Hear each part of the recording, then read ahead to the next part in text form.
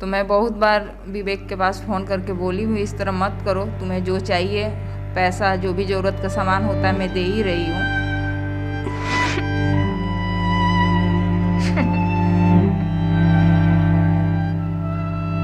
बोल रहा है विवेक, बोले रानी घर पे है नहीं। मैं बोले अभी अभी तो मैं बात की 2 बजे, रानी कहाँ चले गई? तो बोल रहा था बोले उसको पागल हो गई, भूत आया, बोले चली गई। उस वीडियो की क्या सच्चाई है? कुछ नहीं है, वो सच्चाई झूठ है एकदम। मेरी लड़की कोई पागल नहीं थी, ना उसके ऊपर कोई भूत आता था। तो मैं बोली क्यों नहीं लिखा जाएगा? बोलते हैं बोले आप इसमें जो भी लिखे उसको आप चेंज कीजिए, बदलिए FIR आपका। तो इस तरह की बात हुआ। फिर मेरे से बहुत बदसलूकी भी किए थाना में जी। तो मैं बोली क्यों नहीं लिखा जाएगा? बोलते हैं बोले आप इसमें जो भी लिखे उसको आप चेंज कीजिए, बदलिए FIR आपका। तो इस तरह की बात हुआ। फिर मेरे से बहुत बदसलूकी भी किए थाना में जी। ये घटना हुआ, ये पूरे रक्सौल वासियों के ऊपर कलंक है और इसको मिटाने के लिए बच्ची को इंसाफ दिलाना जरूरी है।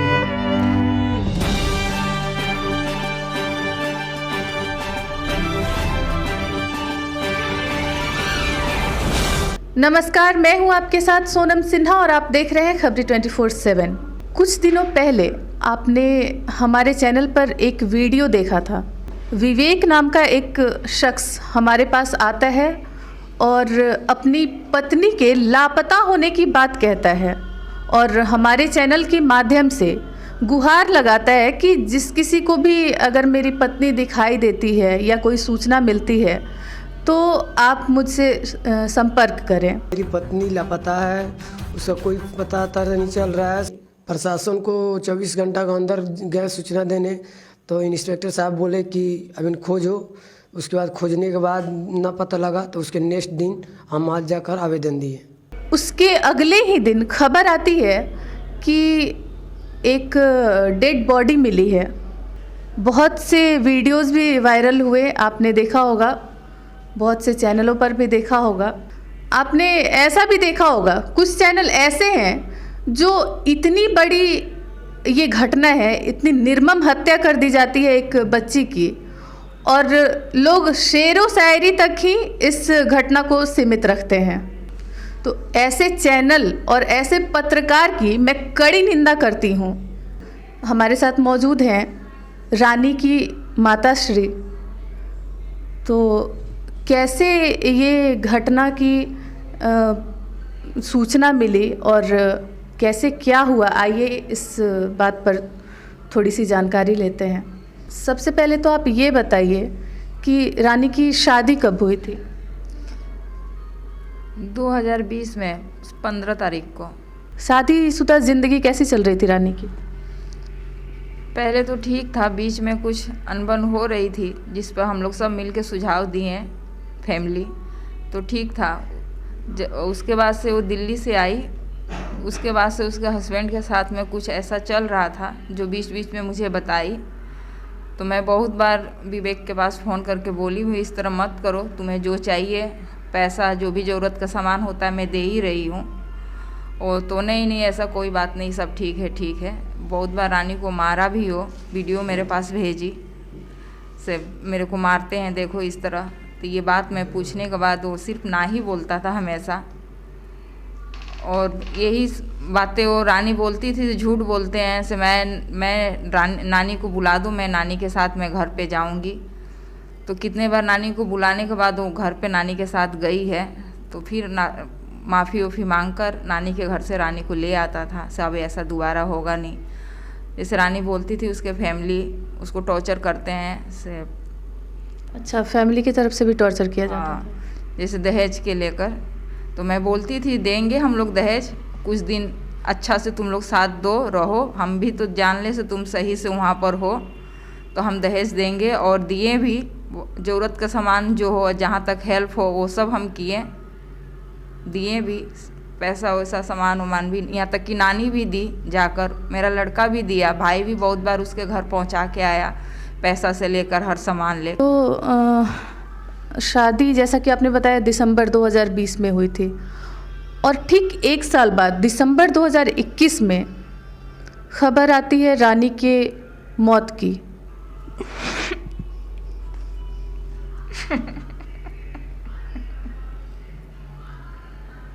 आप देख सकते हैं एक माँ के दिल पर क्या बीती होगी और क्या बीत रही है।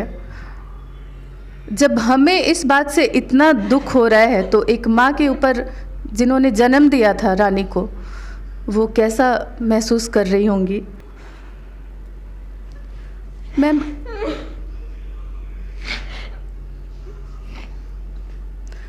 आपको कब इस बात की सूचना मिली? मुझे मम्मी फ़ोन करके बोली,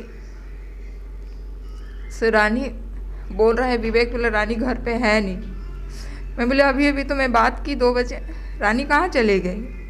तो बोल रहा था बोले उसको पागल हो गई, भूत आया, बोले चली गई। तो उसके बाद उससे पूछे, मम्मी सब पूछे यही सवाल जवाब किया, से भूत आया, चली गई, पागल हो गई। किस दिन की ये घटना है? 4 तारीख, 4 दिसंबर। 4 तारीख 2 बजे के करीब में मैं उससे बात की थी, और 3 बजे के करीब में ये बात मुझे सुनने को आया, तो रानी नहीं है घर में। मैं बोली रानी कहाँ चली गई है? बोल रहा है लोग, उसे पता नहीं कहाँ चली गई, ना चप्पल पहनी है, ना दुपट्टा लिए, कुछ नहीं लिए। बोले कहाँ जाने चली गई। उसके बाद से मैं जो भी मेरे जान पहचान के रिश्तेदार, सर संबंधी जो भी थे, मैं सबके पास फ़ोन करके पता करने लगी। तो आपको सूचना मिलती है कि रानी घर से निकल गई है। इसके बाद आपने क्या किया? आप लोग घर गए या नहीं रानी के? मेरी मम्मी और मेरा भाई गए उसके घर। उसके घर में उसकी बहन और उसका भाई था। मम्मी पूछी कहाँ है विवेक, तुम्हारी मम्मी कहाँ है? तो बोला कोई नहीं है घर में। फिर मम्मी फ़ोन लगाई तो विवेक फ़ोन नहीं उठाया, दोबारा लगाई तो फ़ोन उठा के घर के अंदर से गेट के पास खड़े होकर मम्मी को, मेरे भाई को गालियाँ देने लगा, उलट पुलट बोलने लगा जो भी। तो उसके बाद मम्मी भी वहाँ पर जैसे सब इकट्ठा हो गया, भीड़, क्या हुआ क्या हुआ। मम्मी बोली सब 5-6 दिन हो गया, अब मेरी लड़की मिल नहीं रही है, मेरे नतनी को छुपा के रखा है घर में, ना घर में जाने दे रहा है ना बता रहा है। यही बात मम्मी उसको बोली, बस वही गाली गलौज वहाँ से वो करने लगा। मम्मी आ गई वापस। अच्छा, तो हमारे चैनल के माध्यम से विवेक ने कहा था कि रानी अचानक घर से निकल गई, उसके सर में दर्द हुआ और मम्मी ने तेल लगाया और वो निकल गई, और उसने एक वीडियो भी दिया था हमें। वीडियो आपने देखा होगा मैम, उस वीडियो की क्या सच्चाई है? कुछ नहीं है, वो सच्चाई झूठ है एकदम। मेरी लड़की कोई पागल नहीं थी, ना उसके ऊपर कोई भूत आता था। उसको नशा के दवा खिलाकर या नशा कराकर ये वीडियो बनाया था।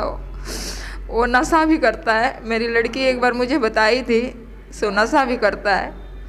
मैं उसको बोली नशा करता है तुम, नहीं मैं छुड़वा दूंगी। उसी वजह से उसको कितना बार मार पीट भी किया है। इसी की वजह से उससे पैसा मंगवाता था हम लोग से मांग कर लाओ, मांगो। नानी भी देती थी, मौसी भी देती थी, सब कोई देता था पैसा उसको।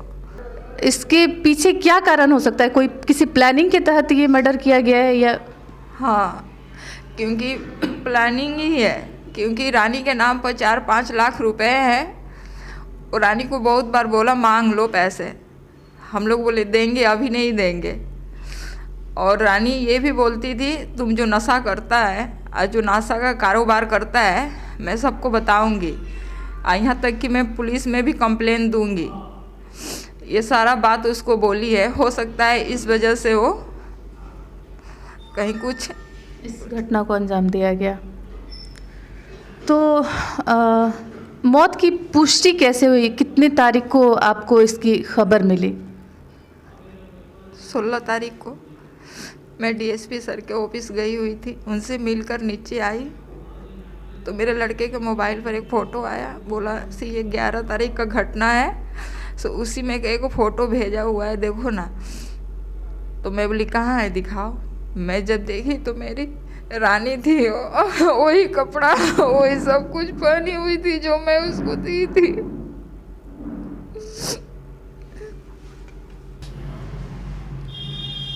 तो 4 तारीख को रानी के लापता होने की खबर आती है।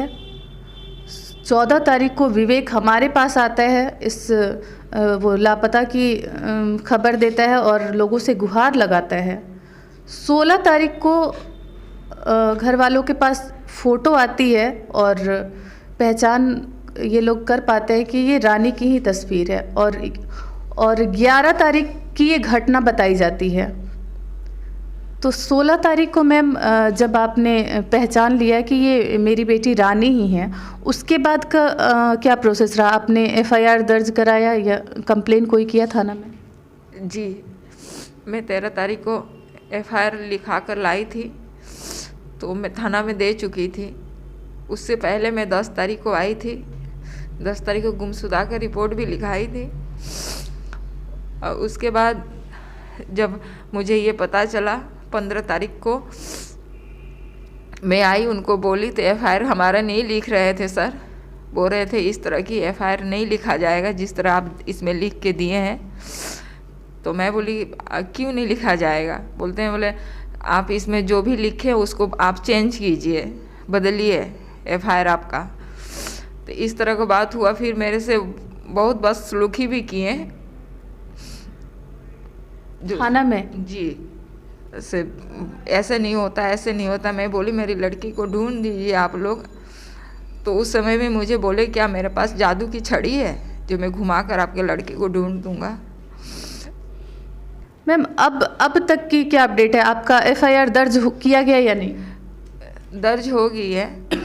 उसके बाद से कोई सुनवाई नहीं, ना कोई कार्रवाई। मैं रोज़ 2 चक्कर थाने की लगाती हूँ, रोज़ जाती हूँ, पूछती हूँ सब कोई से क्या हुआ, बस हो रहा है, आपका काम हो जाएगा, यहाँ नहीं है, वहाँ गए हैं सर, इसी तरह का मुझे बताया जाता है। आपको किन किन लोगों पर शक है इस घटना को अंजाम देने में?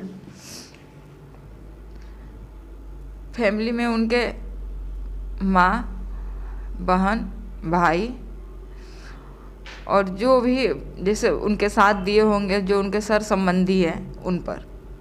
चलिए, तो आगे आप प्रशासन से और हमारी जनता से क्या कहना चाहेंगे? मुझे इंसाफ चाहिए। जो इस घटना का गुनहगार हो उनको सज़ा मिलना चाहिए। चलिए, तो उम्मीद है आप सब तक एक माँ के दिल की आवाज़ पहुँचे। प्रशासन से भी हमारी रिक्वेस्ट है कि इस घटना की गहन जांच करें और जो दोषी है वो बच ना पाए, उसे कड़ी से कड़ी सज़ा मिलनी चाहिए। और लोगों, दर्शकों से भी हमारी यही अपील है, आप सब इसमें मिलकर आगे आएं और जब तक रानी को इंसाफ नहीं मिल जाता हम सब मिलकर लड़ेंगे और रानी को इंसाफ दिलवा कर ही रहेंगे। हमारे साथ रंजीत सिंह मौजूद हैं, जो कि आप सब जानते हैं एक समाज सेवी हैं, लगातार समाज सेवा करते रहते हैं और इस घटना में भी ये लगातार प्रयासरत हैं रानी को इंसाफ दिलाने के लिए। तो आइए इनसे जानने की कोशिश करते हैं कि अब तक की क्या अपडेट है इस हत्याकांड में। ये बहुत ही दुखद है हमारे रक्सौल के लिए।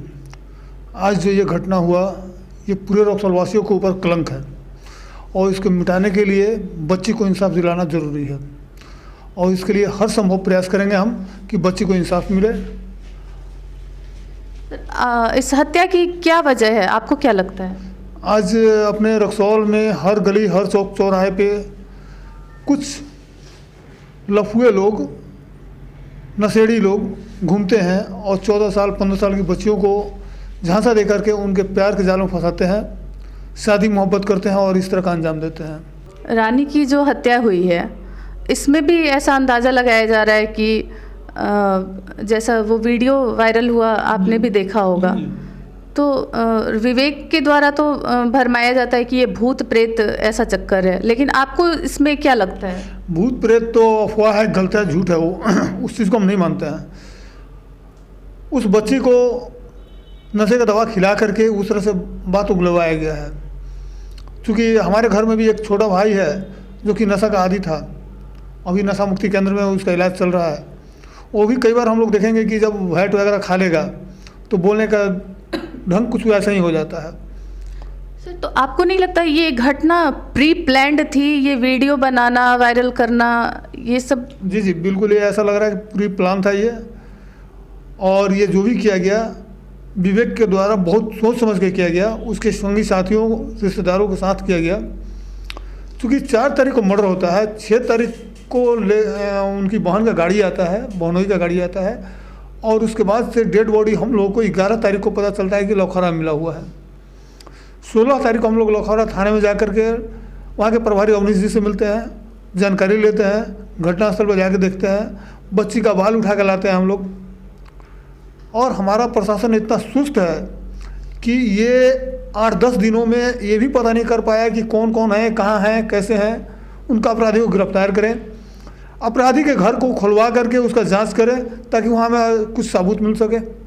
प्रशासन पास ऐसा करने के लिए कुछ नहीं है। अच्छा, इसमें इस घटना में जो विवेक को दोषी पाया गया और पकड़ा गया, कैसे विवेक को पकड़ा गया? हम लोग लखौरा जा रहे थे, उसी क्रम में इंस्पेक्टर साहब के पास ऐसा मैसेज आया कि विवेक एक होटल के पीछे झोपड़ी में बैठा हुआ है, और इंस्पेक्टर साहब फ़ोन करते हैं अपने अधिकारियों को कि जाकर छापेमारी करो, उसको पकड़ के लाओ, और अधिकारी पकड़ते हैं। यानी किसी के द्वारा ये सूचना दी गई? जी, किसी के द्वारा ये सूचना दी गई। ऐसे हम लोगों को जानकारी में कि सर्विलांस के द्वारा पता चला उनको। अगर सर्विलांस इतना मजबूत है तो अब तक सारे अपराधियों को पुलिस को पकड़ लेना चाहिए था। बिल्कुल। लेकिन अभी तक सारा प्रशासन सोया हुआ है, सोए हुए हैं लोग, और मात्र एक विवेक पकड़ा जाता है। कहीं ना कहीं इसमें साजिश की बू आ रहा है। बिल्कुल, ये कौन सा डिवाइस है ये हम भी जानना चाहेंगे, जो एक दोषी को पकड़ लेते हैं और बाकी जो लोग शक के दायरे में हैं, आखिर क्यों वो लोग अभी तक प्रशासन की गिरफ्त से दूर हैं? जी, हमारे पास जो टेक्नोलॉजी है बहुत ही फास्ट है और एडवांस है, लेकिन हमारे प्रशासन उसका इस्तेमाल नहीं करता है। 15-16 तारीख को इंस्पेक्टर साहब से हम बोले थे, सर हम लोग को CCTV कैमरा जांच कराया जाए, कुरेटोला साइड का या और सब जगहों का। तो उसमें भी CCTV कैमरा टूटा हुआ मिला, सब खत्म है, अस्त व्यस्त हुआ पड़ा है। और उनका आरोप है कि जब से रोड का काम लगा है सारा तार टूट गया हुआ है, तो उसका कोई ना कोई विकल्प होना चाहिए था। बिल्कुल। और हमें लगता है कि अगर हम लोग रक्सौल को सुरक्षित रखना चाहते हैं तो हर दुकानदार जो रोड में है या कहीं साइड में है, उनको अपनी दुकान के आगे CCTV कैमरा लगाना होगा, ताकि हर एक अपराधी पकड़े जाएं। कहीं भी अपराध हो तो CCTV कैमरा खोल करके हम लोग देख सकते हैं अपराधी किधर जा रहा है। जी बिल्कुल। लेकिन ऐसा हमारे रक्सौल प्रशासन के द्वारा नहीं हो पा रहा है, जिसकी वजह से अपराधी इसका फ़ायदा उठाते हैं। ये कहीं ना कहीं प्रशासन की और जो जनप्रतिनिधि है उनकी नाकामी है ये। बिल्कुल 100% नाकामी है। सर, इस घटना में लगभग कितने लोगों पर FIR दर्ज की गई? इसमें लगभग 9-10 लोग दर्ज हुआ है, और हमें लगता है कि कुछ अज्ञात लोग हैं जो पीछे से काम कर रहे हैं, उनकी भी गिरफ्तारी ज़रूरी है। 9-10 लोगों पर FIR दर्ज की गई है, लेकिन गिरफ्तारी अब तक सिर्फ एक की हो पाई है। जी जी। तो आपको नहीं लगता प्रशासन इसमें सुस्ती दिखा रहा है? बहुत सुस्त है प्रशासन, जिसकी वजह से बहुत सारे अपराधी इधर उधर भाग गए हैं और पकड़ नहीं पा रहे हैं। रानी की पोस्टमार्टम वगैरह की रिपोर्ट अभी आई है या नहीं? नहीं आ पाया है अभी, ये तो प्रशासन वाले बताएंगे। लेकिन हम लगभग कितने दिन हो गए? 11 तारीख से आज 25 तारीख है, 14 दिन 15 दिन हो गया। क्या इतने दिन काफ़ी नहीं है? बहुत दिन हो गया, हफ्ते दिन में FIR रिपोर्ट आ जाना चाहिए। सर, आप क्योंकि एक समाज सेवी हैं, तो अगर प्रशासन इसमें सुस्ती दिखाती है तो आगे आपकी क्या स्टेप लेंगे आप? हम आज एक पत्र देने वाले हैं रक्सौल थाना को भी और यहाँ के अधिकारियों को भी। अगर सोमवार तक अगर अपराधियों की गिरफ्तारी नहीं होता है तो सोमवार के शाम को कैंडल मार्च भी निकालेंगे हम लोग, ताकि आगे से हमारे रक्सौल में इस तरह की घटना को ना दोहराया जाए। जी, कोई दूसरी रानी फिर इस तरह के घटना की शिकार ना हो।